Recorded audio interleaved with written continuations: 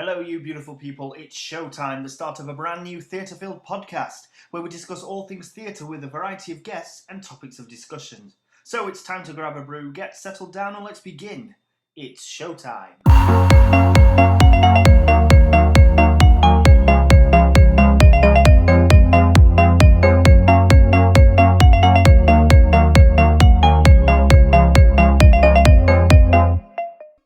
Hello and welcome to It's Showtime, the brand new theatre-filled podcast, where we look to discuss all things theatre with a variety of guests and topics of discussions.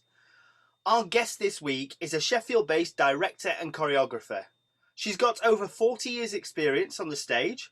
She's director and choreographer for Manor Operatic Society in Sheffield, and she used to run her own catering business, and her friends call her Loopy Linda. Please welcome Miss Linda Kelly. How are you doing? Thanks, Chris. That's all right. I'm okay, thank you. You're all right. Good. Yeah. How's lockdown going for you? Well, it's different. I'm still working. Not really started working since day one, but obviously theatre's stopped, so I get home from work and don't have to run out to dancing. I don't have to run out to theatre. It's quite strange. Yeah. Right, we'll get on to what your day job is in a minute, but it's time to play our first game, Linda. So this is going to ease you in, going to relax you. There are 15 questions in total. They're A or B answers, and all you have to do is tell me which one you prefer. It's called It's Decision Time.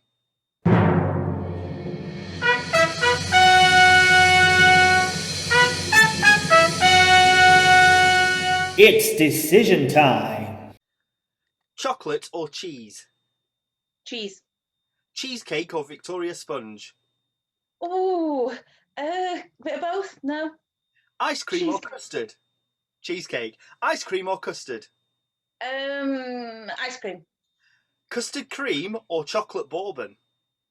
Custard cream. Wine or gin? Gin.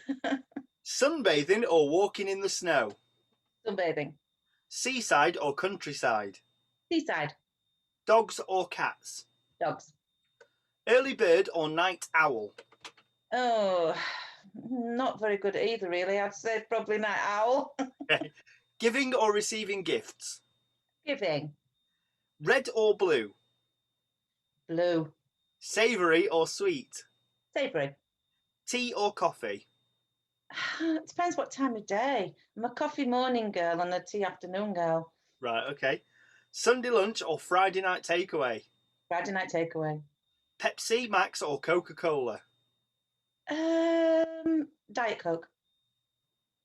That wasn't one of the answers. Pepsi Max or Coca-Cola? Pepsi Max then. Okay.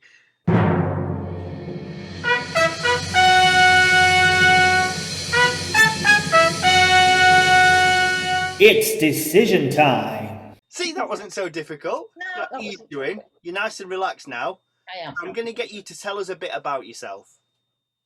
Okay. My name's Linda, as you know. I've been part of theatre now. Well, I started dancing when I was just over 2. And then through school, I did a lot of musicals. I actually did Gilbert and Sullivan's, only time I've ever done them, but it was at school. And then from there, I joined a few operatic societies. I joined Sheffield Teachers as a young girl. I joined Darnell, and I joined Manor.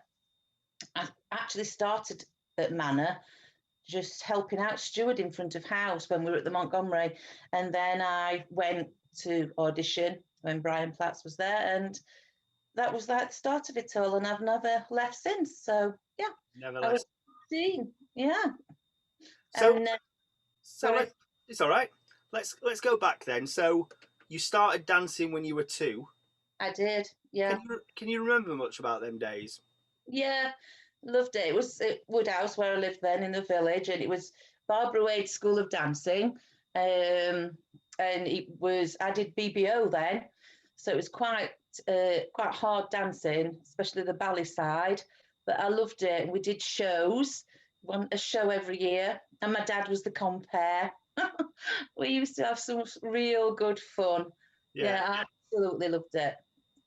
Yeah, that was from there. And then I did some IDTA ballroom and modern as well when I was a little bit older, still at school, but a little bit older. And I got up to my teacher's level in that as well. So, yeah, done a lot of dancing, really. Yeah. And then fast forward a few years, you said you joined Manor. I So, did. so you performed with Manor for quite a few years, and then you were given the opportunity to direct and choreograph.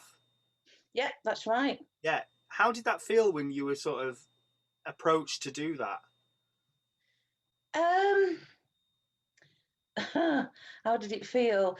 It was really hit the ground running. So you didn't have a lot of time to feel anything. We'd done shows for years and years and years. And then myself and Richard, my partner, we were expecting our little girl, Evie. So I actually had to drop out of the just one pantomime because I was pregnant having her. And then not long after that, when Evie was still only a baby, um, Brian had become ill. He'd had a stroke, bless him. So his sister-in-law took over some of the directing for him. And she did a couple of shows, but then she stepped down, and they asked Richard if he'd take it over, and Richard said yeah, and he asked me if I'd come on board. So it was halfway through a pantomime, so it was just literally get on in there and get on with it. Yeah. So you've been directing, choreographing for Manor for must be going on 12, 13, 14 years now. 12 years directing, 12 yeah. years. Yeah, Yeah. Evie was one, and she's just Yeah. there. Yeah. Do you still enjoy it now, or do you find it stressful? But no, I love it. Absolutely love it. People say to me, well, don't you miss being on stage? Yeah, I do miss being on stage. But it's a total different buzz. I think that I think the hardest time is when, it's rehearse, rehearse, rehearse, rehearse, and then it gets nearer and you're getting technicals and costumes coming, dress rehearsals, and then first night comes and it's so tense, and then it's like, what do I do now? Everybody else is backstage, having a good time in the dressing rooms. And yeah, I miss that bit. Yeah. But I do love what I do. You must take great pride though when you get to that sort of tech rehearsal or dress rehearsal, and then you get to the opening night and all the stress is gone, and Oh wow. you're watching everybody's hard work, including all the wonderful stuff that you've put together. So you've spent months choreographing and directing and putting people in their places and making sure it's the production that you wanted it to be. You must take great pride when you stood at the back of the city hall watching that unfold. Absolutely, Chris. Well, I mean, most of the time you're on stage, aren't you? Yeah, Well, we're doing it, but obviously I work with Richard, and we're a team, along with Andy, who's our MD, and we just so proud. yeah, Burst really. A lot of people say, "Oh, don't you miss like you doing that though?" But I think, yeah, you have a real great sense of being proud when you're doing a part and you're playing a part and you're part of the show. But actually watching somebody or a lot of people that you've helped nurture from nothing into this final production, and it's all done and complete. It's fantastic. yeah. It really is. It's lovely, lovely feeling. Brilliant. Well, we're going to get back onto theatre in a little bit, but it's time to play our next game. It's called Name Okay. That Show. Name that show. So, Linda, how this is going to work, I'm going to give you the letters of the alphabet from your name. For each letter I give you, I want you to give me the title of a show. It can be a musical, a play, or a pantomime. Okay. Are you ready? Yes. L, L. Legally Blonde. I, Hi. Into the Woods. N, N. N. N. N. No, no, no, no. yep, D, D. D. D. Uh, D. Dracula, the musical. yep, A, A. Annie. K, King and I. E, E. E. E. Educating Rita. L, L again. Um, L. I've had Legally Blonde. Oh, help me, Chris. L. Love Never Dies. Little Me. Okay. L. Gosh, I hate my name. um, Little Night Music. Y. Why? Yeoman of the Guard. Done it. Okay. Brilliant. You've done it. You've done it. I did it. Okay. Name that show. That was hard. So you struggled on L. So Yeah. you could have had Love Never Dies, Yeah, Love Never Dies. or I Yeah. would have accepted Lion King. Oh, Lion King. Why didn't I think of Lion King? Yeah, that's fine. But you came up with some good answers there. You got one. You got one with the N. You thought you were going to struggle with that. You got No No Nonette. I You know, could I have don't know had. where that came from. I don't think I've ever seen that. You could have had Nonsense. Nonsense. Yeah. You could have Yeah. had Muses. Oh, yeah, Newsies. I love Yeah. that music. You could have had Never Forget, the Take That musical. Oh, Don't know if you've ever seen it. And no. why? You got an answer for why, but the other one I was thinking of was Yentl, Oh, right. the Barbara Yeah. Streisand musical. Yeah. Yeah, but you did Yeah. great there. See, Thank you. nothing to worry about. Nothing to Okay, worry about. I want to get back onto theatre, Linda. So why is theatre so special to you? Why is theatre so special to me? It's something that as a child, I've probably through dance, I just loved going to the theatre. I loved going to pantomimes when I was little. I loved the atmosphere. And that grew with me to becoming, a young woman. And I think once you get the bug, you just can't get it out of you. Just takes you away. It's something different. It means you can be somebody that you're not in a bad way, in a good way. And it's the enjoyment as well of seeing other people, stood on a stage, especially in pantomime, and just if you just stop for a second and think, oh, these people, they're all laughing, they're cheering, they're having a fabulous time, and it just makes it all worthwhile. I love it. I love it. Looking back on your time performing, then have you got sort of one part in mind that you absolutely loved and you hold like sort of close to your heart? Um, yeah, loads. I mean, everything means different things to you. I suppose, first of all, in pantomime, because I've done so many pantomimes every year since I was 15. He's playing Cinderella. I think for a girl, it's the dream role in a pantomime. It's what you like dream about when you're a little girl, and then to actually play that and have all the fabulous costumes and everything, and just getting in that coach. I mean, when I did it, I was so lucky. I did it several times for Manor. And to get in a proper coach with proper ponies, so magical. And musicals, oh God, I've loved so many musicals I've done, but I think deep down, one I really loved was playing Sally in Me and My Girl. Yeah. I love that. I love the show. I love the music. And it's just my kind of part. Yeah. Loved it.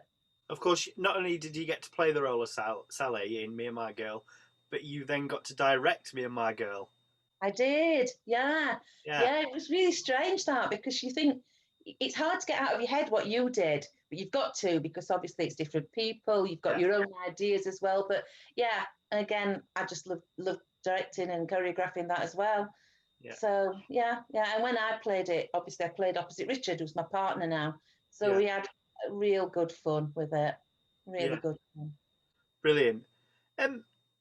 Have you got a venue in mind that sticks out as like the best venue you've ever performed in? I've performed in quite a few venues, mainly local in Sheffield. Yeah. And I suppose I've just got to say it's got to be the City Hall. It's got a smell about it that just as soon as you open the door, it's so special. And I think that's just all the memories and then all the adrenaline that floods in with it. And to walk out on that stage and see so many people sat there, 2,000 people, it's awesome. It's absolutely awesome. And it's a beautiful, beautiful building. Not the easiest to turn into a theatre, I must admit. I mean, I don't have as much to do with that side as Richard. He's a genius whiz on that and makes that massive concert venue actually into a theatre. Yeah. It's a fabulous place. Absolutely fabulous place. Long may it continue. Do you ever see yourself getting back on stage, Linda? Oh, we always talk about this. I don't know, Chris. I don't know. It's obviously I'm in a different age group now to when I was still playing leads and doing parts. I'd love to. Yeah, I think I'd like to. All right. Let me flip the question then. Right. Oh.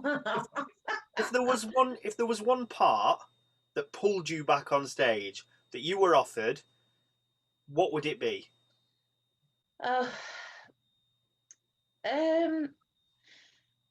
For my age group now, it'd be a split between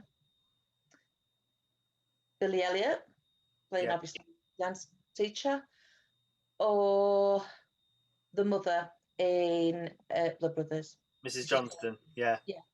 Two absolute diamond roles that I'd absolutely love to play. Yeah.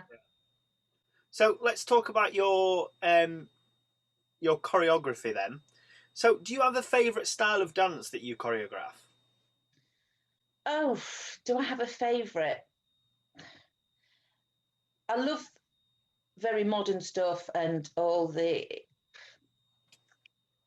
everything that goes with that, the very theatrical side of it, which isn't always dance, it's movement. And when you're dealing with people of all different categories, so it's not like being on a professional stage when you say, here's your 10 dancers, they're all absolutely fabulous, they're all the same height, they're all the same weight, they can all do the same things. You don't get that in amateur theatre, so you've got to try and pitch things at people's ability, but try and make it all blend together and look good. It's no good saying, right, do this, and then turning around and saying, it's just too hard. And the last thing you could ever do is put someone on stage and just make them look ridiculous, which nobody would ever want to do. I love tap. I love tap. I know RMD says, go, no. And when we did a few years ago, I think it's 4 years ago now, 4 years ago, we did Singing in the Rain. And it was such a proud moment because every single one of the members in that company, and there was about 50 people on stage, 40 people perhaps, I can't remember, all did a tap routine, which was immense. It was fabulous. Hard work, but fabulous. Well, I was going to say, it's a testament to your choreography skills because in Me and My Girl, you even got me tap dancing. Yes. Yeah. And properly. I'll never forget the tap dance routine in Sonny's Got His Hat On. I love tap. I love it. So I love the rhythm and love it. Yeah. Right, Linda, it's time for our next game. This is called Who is the Clue? Who is the clue?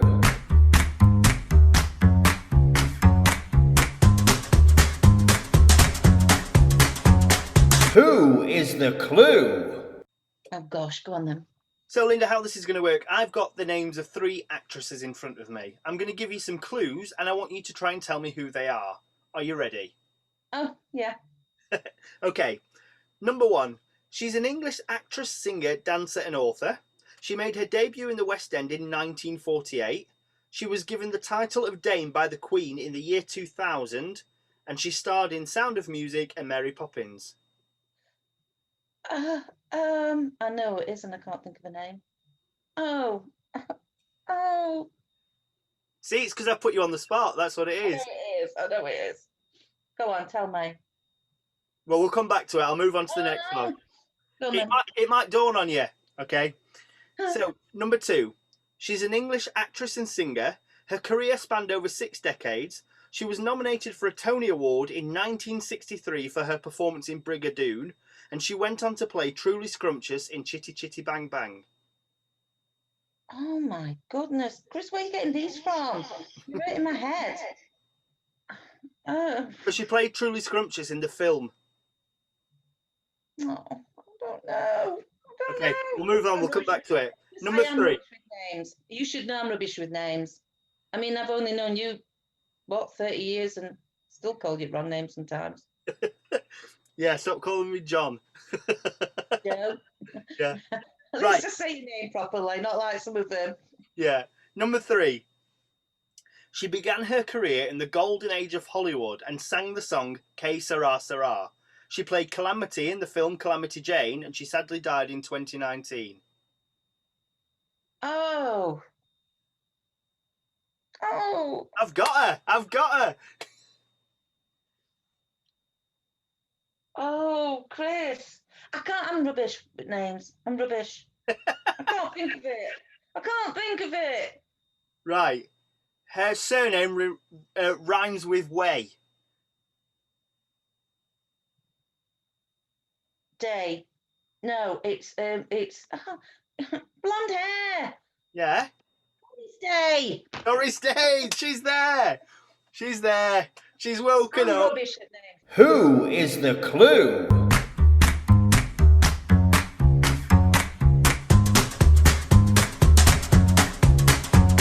Who is the clue? I've woken up. She's It's woken because up. I've not had Right, let's go back on the first 2 then. So, number 1, I'll give you the clues again because I'm generous like that. Because I think you've been hard on yourself there. So, number 1.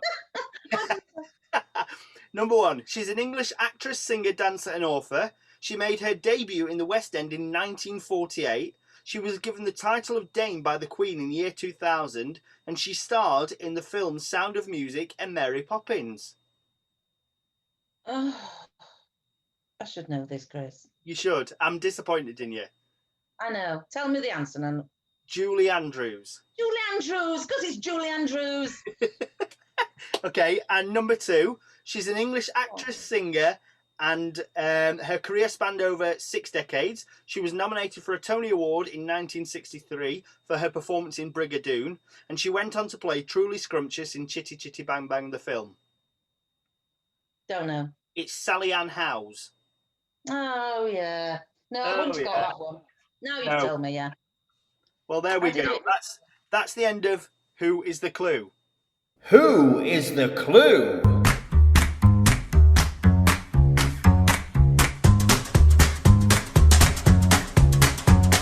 Who is the clue?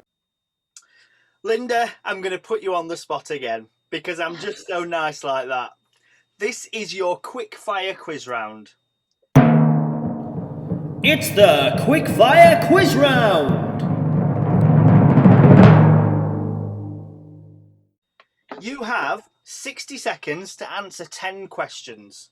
Okay? Okay. They're all based around theatre. Some you'll know, some you might struggle in. Here we go. You ready? Yeah. Okay. The play The Matchmaker formed the basis of which musical? Fiddler on the Roof. Which witty British playwright wrote Hay Fever? No Coward. In the musical Oliver, who was Bill Sykes' mistress? Nancy. Which Victor Hugo novel is one of London's longest running musicals? Mousetrap. Oh, no, musical. Victor Hugo. In which Victor Hugo novel is one of London's longest running musicals? Is it Les Mis? In which town or city is the Royal Shakespeare Company based? Stratford upon Avon.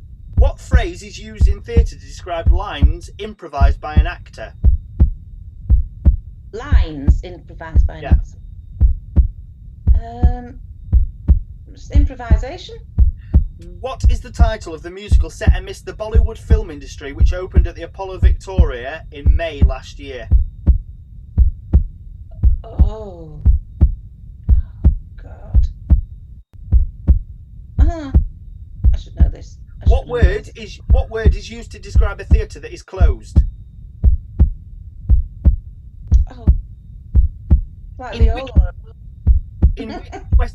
In which West End musical did Michael Ball sing Love Changes Everything?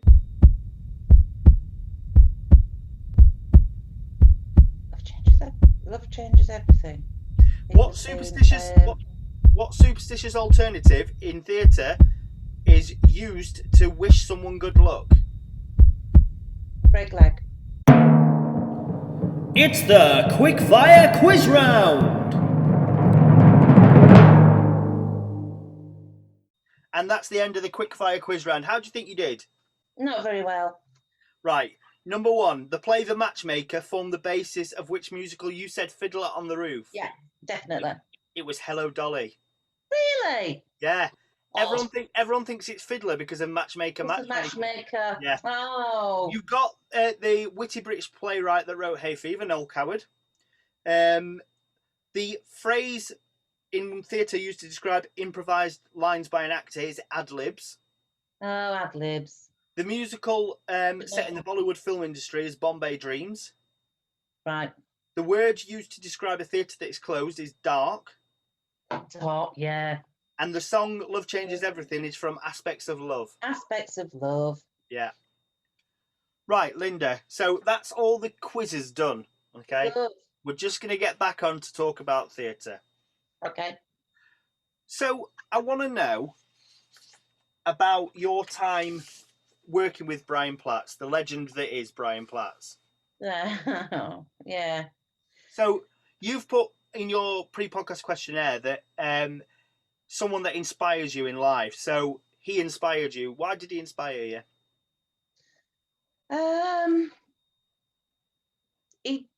There was just something about the way Brian did everything, how he filled you with confidence, made you believe you could do it. On the direction side now, I think back nearly every time, oh God, if I'm in a panic zone, what would Brian do? What would he say? It was just an absolute fabulous man. Yeah. We fell out like all the time as well. We had good days and bad days, but he just knew how to get the best out of everybody and how to put on a fabulous show. And that's what I wanted to do as well, which I'm fingers crossed doing at the moment. Myself and Richard we're carrying on from where he left off, or hoping to. He was an amazing man, amazing, very big-hearted. Yeah. Very, very theatrical. Some of his ideas for the time when we were doing things with him, 30 years ago, some of the ideas that he had were absolutely amazing. It was just fabulous to be with him. I've heard some brilliant stories about him as well, like the way Richard, when he was on, he was talking about how one of the actors hadn't turned up, and he was rewriting the show as the show was on. Yeah, it takes a special character to do that. Absolutely. I mean, you've had some similar situations, like in Beauty and the Beast, where you've had to restage something, or in Singing in the Rain, even when, bless her, Izzy injured her foot halfway through a show. But can you imagine rewriting something as the show's on? No, it was amazing. It was a show called Little Abner. Not many people have actually done that show. Yeah. Fabulous show, musical. And he was playing one of the leads, and it got to a few minutes before, and he just wasn't there. It actually fell asleep, and so Brian, just sat with the lib at the side of the stage. There was a few of us who were the main principals, and we just went to him. We got the direction. He altered it. He made the part still in the show, but like as a third person. Yeah. So we all just went on. He'd say, right, don't say that, say this, do that, come back to me, say that, and we got through it. And so I'm told, I mean, I wasn't in the audience, I was watching it, but not many people knew that anything had gone wrong. Well, yeah, that was a special kind of person, though, doesn't it? Because it would have been easy had the actor not turned up to say, sorry, ladies and gentlemen, we're going to have to cancel the show. Here's your money back. Yeah, it would. But I think when you're doing an amateur show, it's not like when you're a professional and you're probably doing a run or a tour that's going on for weeks, perhaps months, years. you've given your heart and soul and your life really for 3-4 months, however many months of rehearsing, and to actually have to close the show, it'd be absolutely heartbreaking. You could, you'd be letting 30, 40, 50 people, however many people in it, down, all your audience, because you can't just say, well, we'll pop it on next Saturday instead, because obviously in the amateur world, you don't have that luxury. You've got to book your theatres and everything. So to actually just say, no, we're closing, I think would have to be something absolutely dire. And like you say, the same thing happened to us. We were doing Beauty and the Beast, and the same thing happened to us, where right at the end of the dress rehearsal, one of the main parts, he broke his shoulder, his collarbone. Yeah. And so obviously that would just, I think Richard mentioned it when he did his little interview with you, and it was just, oh my goodness, what do we do? But you just go into focus mode and think, we've got to do it. No good thinking, what can we do? When at first you think, oh God, we'll have to cancel it. But then you realise, no, there's no way, we'll do it. And we did. It's not doing it, but we did it. Talking about mishaps, have you ever had any on-stage mishaps? Myself? Yeah. Loads. Is there any one that springs out in your mind that... Yeah, probably my slippers. Go on, tell us the slipper story, because actually I conducted an interview with Sarah Buckley the other day, and she mentioned that as one of her favourite on-stage mishaps. Yeah, we were doing the arena. We were doing a pantomime at the arena, I think Robinson Crusoe. And it was, the stage was so wide, and you had such a long way to walk from the dressing rooms to get onto the stage. And the dressing rooms were freezing because, because of the ice opposite. So I thought, instead of like tottering around in me stiletto high heels that I had to wear, I took my slippers down. So I thought, I can put my slippers on while I've got a break in dressing room, nice and warm and everything. So, and I kept doing that. And then we got chatting, and then, it's time to go. And you used to have to give yourself a bit of extra time to get to the other side of stage. It took forever. So off I went in my nice little dress, which was knee length, not long. Got to the side of the stage, just going on the stage. And as I'm just walking on, no return, one of the stage guys said to me, "You've got your slippers on." Well, I just looked down, and it was just me and, as I say, Sarah Buckley were playing opposite me, and she saw it. The guy had radioed through to the band, and they all saw it, and they were just all laughing at me. And myself and Sarah did a whole duet to the whole of the arena with my blimmin' slippers on, just absolutely. Her shoulders were shaking because we just, when you get a giggle in you, and that was it. And then I had to do the whole of that scene, and they weren't even princessy type slippers. They were just old cuddly slippers. It was unreal, and we just lost it. We did. So yeah, note to self: don't put your slippers on in the dressing room. It's easily done though, isn't it? Because you just get into a routine of doing something, and it can only take one little thing to sort of sway you away from that, and you think, "Oh, I'm on, I've got to go." I know. Yeah. Yeah. And I'd literally took about 4 steps onto the stage, so there were no like kicking them off or I got them on. That was it. Brilliant. Yeah. So I want to talk about your pre-podcast questionnaire. Okay. So I want to test you. Well, not test you. I want to go through some of your answers on there. So, if you had the power to change one thing in the world, what would it be and why? Can you remember what you put? Probably to get rid of cancer. Yeah. Just so many people we've lost through it, or have had it and gone through horrible times with it. It's just one thing that I just wish there was a cure for, because it touches everybody. I don't think there's many people, who were in the world that's not had some link to cancer, not just themselves, but through a family member, a close friend, a work colleague, and it's just horrible. So yeah, I'd love that. Yeah. Describe yourself in 5 words. So you put small in brackets 5'1", Yeah. loopy, mad, Yeah. lovely, and in brackets probably as it rhymes with Linda. What rhymes with Linda? What have I put? You put small, loopy, mad, and lovely, and you put in brackets probably as it rhymes with Linda. Lovely. Yeah, lovely Linda. Oh, lovely Linda. Yeah. Oh, like Lovely, an alliteration. yeah. Yeah. Lovely Linda. Right. Okay. I don't call myself that, obviously. But I think loopy, yeah. Absolute loops. Yeah. So you always we get like personalised T-shirts, don't we, Manor? And you always Yeah. put loops on that, don't you? Loops. Yeah. Yeah. Do you, Yeah. do you think you're loopy because you do theatre and you balance sort of your work life, or are you loopy for any other reason? I just think I've always been loopy all my life, really. Sometimes I think back at what you've done and like you lay in bed thinking, how did I actually manage to fit all that in a day? Or not. But on a serious note, to be able to commit to, rehearsing 3 nights a week, having a full-time job, and then doing all them hours over Christmas and show week, you have got to be mad to an extent, Yeah. because if you're not mad, you don't do it.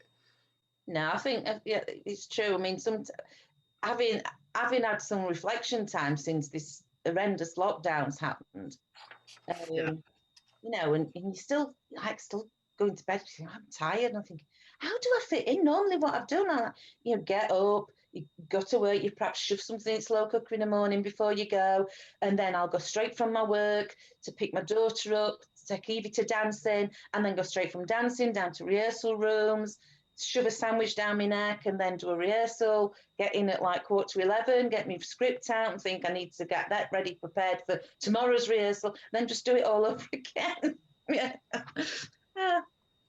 Another question I asked you was, if in 150 years science fails to save us and all that is left is a book about your life, what would the title of the book be, and what would the blurb be that tells us about the book? So what did you put? I put bubble. Yeah. When I was younger, whenever they went on stage, I can remember people saying to me, just bubble, Linda, just bubble. And I love that word. I just love it. And you go and bubble. If you feel like you can bubble, then you're putting everything into it. Yeah. Even if you forgot your lines, you can't remember your dance move, your zips broke on your dress or your earpieces fell off. If you bubble, then it just gets you through it. Yeah, brilliant. And the blurb that tells us about the book, what would it be? What would it be? I can't even remember what I put, Chris. I wrote this late last night. What did I put, Chris? You put, that's what I was told to do on stage as a kid, and it just never left me. Yeah. And then I can't read your writing. That I lived life to the... Oh, right, okay. That I lived life to the full. Live, love, laugh, bubble. Yep. I love that. Live, love, laugh, bubble. Yeah, all the L's for Linda. Live, love, laugh, bubble. What more can you do in your life, really? Yeah. Life is short, isn't it? And I think as you get older, you realise that. You think, oh, gosh, I'm not 20 anymore. I wish. Before we wrap it up, Linda, I want to know, right? So I asked you earlier if there was one part that would get you back on stage. Okay. Is there one show that you haven't directed yet that you'd love to direct? Oh, gosh. And that is putting you on the spot a little bit. It is putting me on the spot because there's so many fabulous shows out there. I mean, I must admit, one of the shows that I always wanted to be in and never managed to be in was Oliver, because I love the film, I love the musical, and unfortunately, we were about to do it at the City Hall when everything had to start closing because of COVID. So never got to put it on, which was heartbreaking for everybody, especially the little boys that were all absolutely fabulous along with the rest of the cast. Yeah. So yeah, it was, and I mean, I think for Richard, myself, the rest of the production team, committee, everything, it was just a horrible decision to have to make. It had to be the right one. And as it progressed, there was no way we would have been able to do it anyway. But yeah, I'd always wanted to do that. So I got a bit of a bite at the cherry of doing that. It's so hard. There's so many fabulous shows. I'd love to have a bash at directing or doing things with Billy Elliot. Yeah. Show. We listen to it, Richard and myself, a lot. You know, if you're in the kitchen, we put Alexa on, play Billy Elliot, and it's just full of emotions. And I think when you look at shows, when you are doing like the direction side and choreography and things like that, you look at a show quite differently, because it's not what you want as much as what you can do with it, with the people that you have. We're very lucky that we belong to a company in Sheffield that is still very society minded as such, and we try and keep our members loyal to us, and in which means you've got to try and offer them something that excites them, and there's things for them to do. So if you went to them and said, oh, actually we're doing this and there's only 4 parts in it, you don't want to do that, because you want to keep that family and that society going. Yeah. I think Richard and myself learned that from Brian. That's what he liked to do, because even though we pride ourselves on doing professional shows, we are still just amateurs. And that, I don't mean that awful to say just amateurs, because some amateur productions are far better than a lot of professionals. But, you know, you've got to remember that the people, they have the day job to earn the money, they work, they've got families, and you've got to try and involve them and keep that love for it all within the family group, because we ask a lot of our members. You know, we rehearse 3 nights a week, especially up to pantomime. It's really intense. We do it in a small amount of time to get all the rehearsals done, and then into the theatre. And of course it's pantomime, so it takes over your whole Christmas, your whole lead up to Christmas, when everybody else is out, you know, having nights out, getting drunk, and well, you can't, sorry, it's your tech, and you can't because it's costume collection. So having a family support bubble around you is a big thing, and we try to encourage that.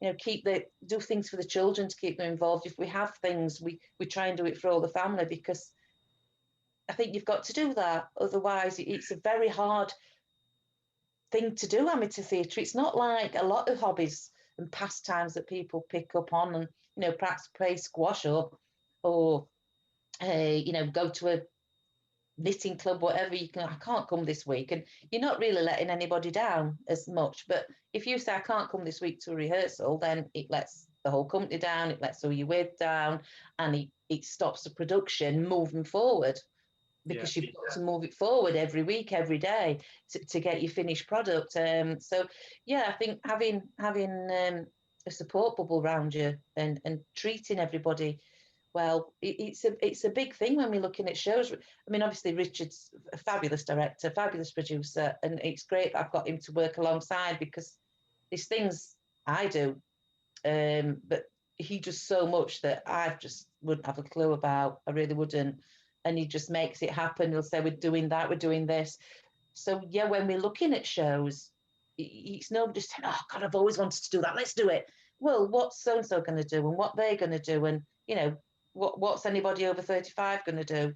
You've got to try and your hardest. It's not always possible, and sometimes you have to let people down and upset people, and that's one of the hardest things of being on the production side of a show, because we're not only in a society, they're our friends, and sometimes it's really heartbreaking to have to say to somebody, you know, you've not got anything in this show. And most of the time people take it on the chin, and they back the show, and they carry on, and we all stay together, and next time it's your turn, type of thing. But yeah, it is hard, that.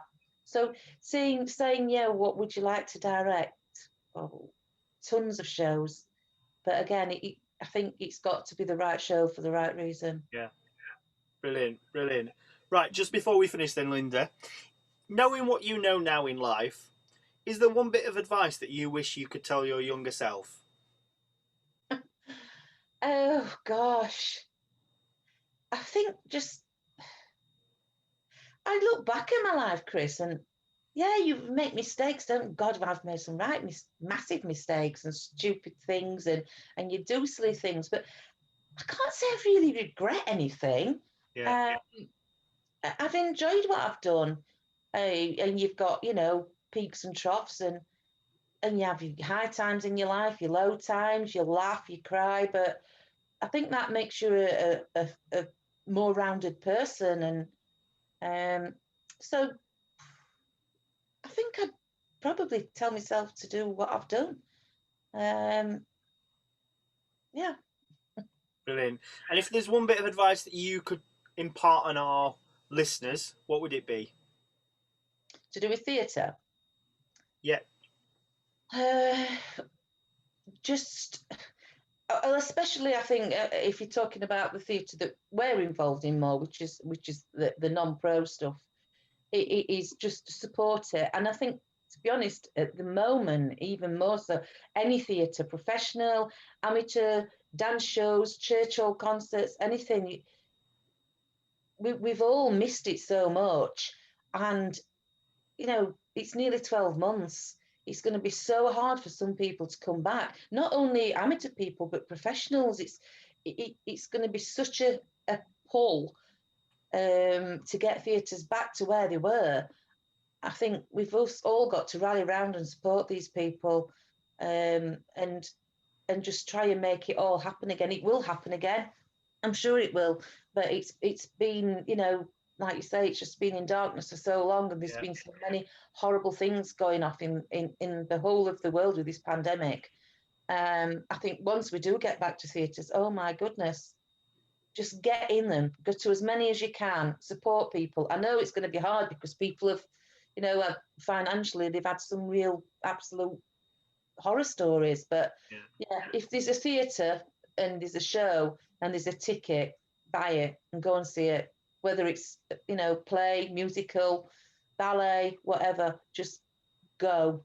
It's fabulous. It takes you out of yourself. You're supporting a lot of people. And I think live theatre is one of the just best things ever. Brilliant, brilliant. Well, Linda, thank you so much. This has been the amazing Linda Kelly. Amazing. You are amazing. It's been a privilege. It's been a privilege to talk to you, and I thank you so much for coming on to It's Showtime with Chris Hanlon. Thank you, Chris. Thank you. Bye. If you want to find out if you want to find out more about It's Showtime with Chris Hanlon, go on Facebook and search It's Showtime with Chris Hanlon, or you can go on YouTube and search the same name. Click that subscribe button and click that bell for more notifications for future shows. This has been It's Showtime. Good night.